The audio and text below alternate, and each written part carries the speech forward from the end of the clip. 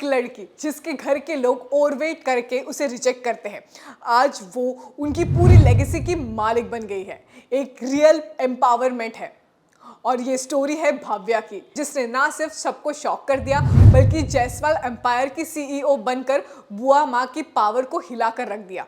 मेरी भव्य लाइफ का latest episode सिर्फ ड्रामेटिक नहीं, एक बोल्ड स्टेटमेंट था, एक लाउड एंड क्लियर मैसेज कि अगर किसी ने टैलेंट और सेल्फ रिस्पेक्ट हो तो दुनिया की कोई भी स्टीरियोटाइप उसका रास्ता नहीं रोक सकती। भव्या जो कभी एक रिजेक्टेड बहू थी जिसे उसके लुक्स और साइज के बेसिस पर जज किया जाता था, आज वही भव्या बनी है जायसवाल एम्पायर की सीईओ। और इस बार उसके पास एक इमोशनल सपोर्ट नहीं लेकिन लीगल पेपर्स है जो क्लियरली बताते हैं कि अब पूरा बिजनेस और प्रॉपर्टी भव्या के नाम पर है।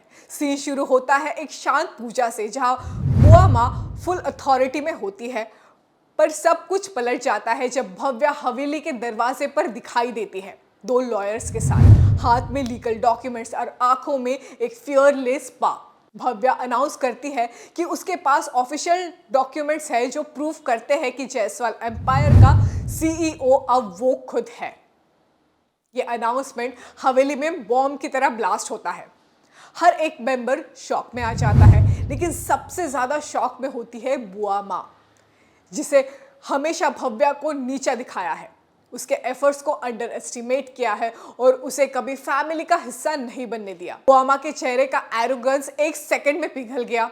उसका गुस्सा, कंफ्यूजन और डिसबिलीव एक साथ उनके रिएक्शन दिखा रहा था। लेकिन भव्या बिल्कुल कंपोज थी। भव्या का स्टाइल भी पावरफुल था, ना ज्यादा इमोशन ना ज्यादा ईगो, बस एक काम कॉन्फिडेंट एटीट्यूड जिसमें उसने क्लियरली कहा है कि वो किसी के परमिशन मांगने नहीं आई है, सिर्फ अपना हक लेने आई है। हवेली में पहली बार भव्या की एंट्री हुई, बिना किसी रिजेक्शन के, बिना किसी टॉन्ट के। इस बार वो आउटसाइडर नहीं, एक डिसीजन मेकर थी। जायसवाल परिवार के मेंबर्स का रिएक्शन भी मिक्स था। कुछ लोग सपोर्ट पे थे, कुछ कंफ्यूज, तो कुछ क्लियरली इनसिक्योर।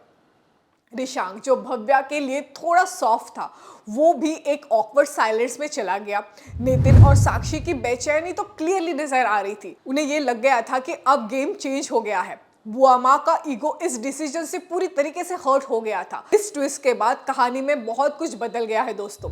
भव्या अब सिर्फ घर का हिस्सा नहीं, बिजनेस की भी हेड है। अब उसके पास डिसीजन पावर है और उसकी हर बात का असर अब परिवार पर होगा। ये एपिसोड बना है मेरी भव्य लाइफ का टर्निंग पॉइंट, जहां एक रिजेक्टेड बहू बनी बिजनेस की क्वीन।